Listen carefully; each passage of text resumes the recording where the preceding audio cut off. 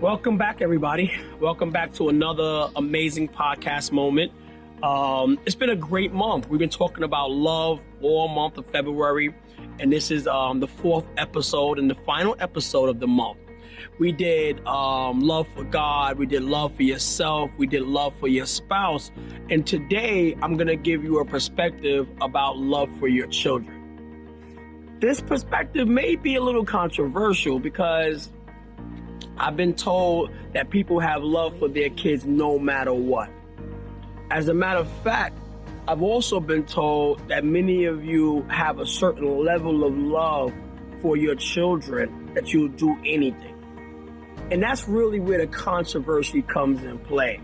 Because I know it's not easy as said, but it's like the unpopular opinion. This is what people are saying behind your back. If you love your kids as much as you say you do, if you love your kids like the world, I'll die for my kids, I'll this for my kids, don't mess with my kids. Have you held yourself to that same high regard where you won't sacrifice things for yourself so that your kids don't see you going in the wrong direction? Our kids and our love for our children should be motivation for things that show up in your own life. I mean, let's think about addiction. A parent who has an addiction, or a parent who is connected to a substance abuse. Will you quit and stop the love for your kids? Will that inspire you to stop?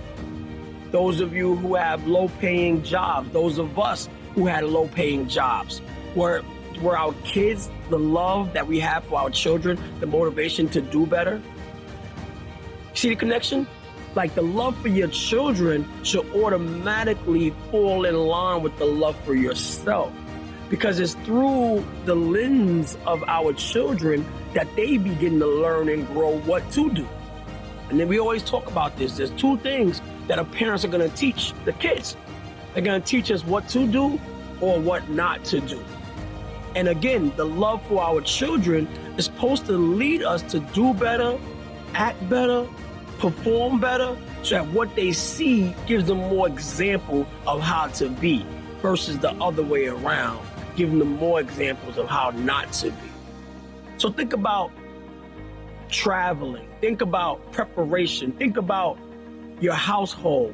Is it a calm, relaxed household? Are you trying to create an environment of love for your children where they can wake up, relax, and they can know how to deal with anger, they can know how to deal with frustration? Or are we having households that are chaotic, where the mornings are not good mornings?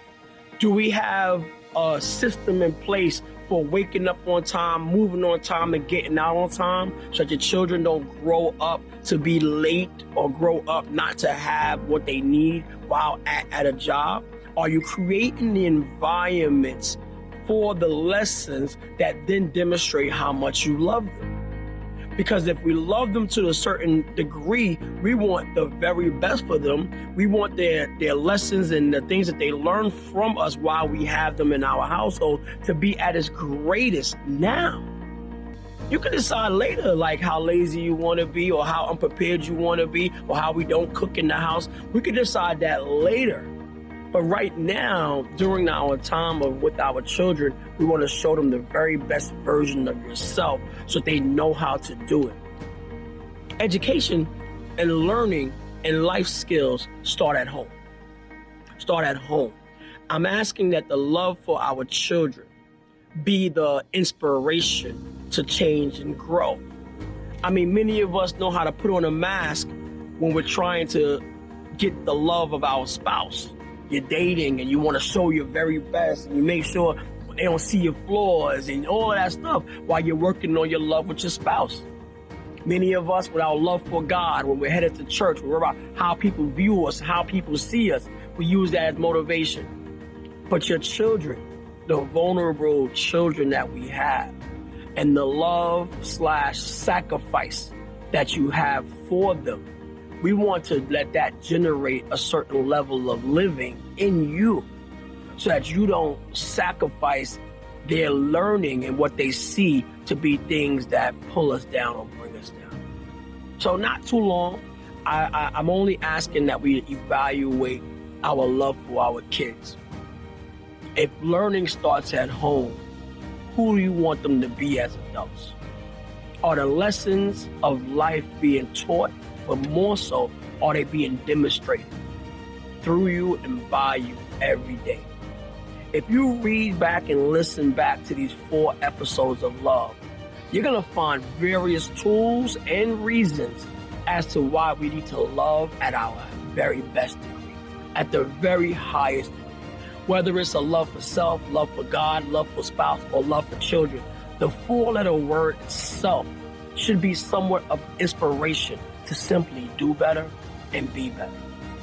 I thank you for joining us this month. It has been a really, really exciting month, bringing love to the forefront of the conversation.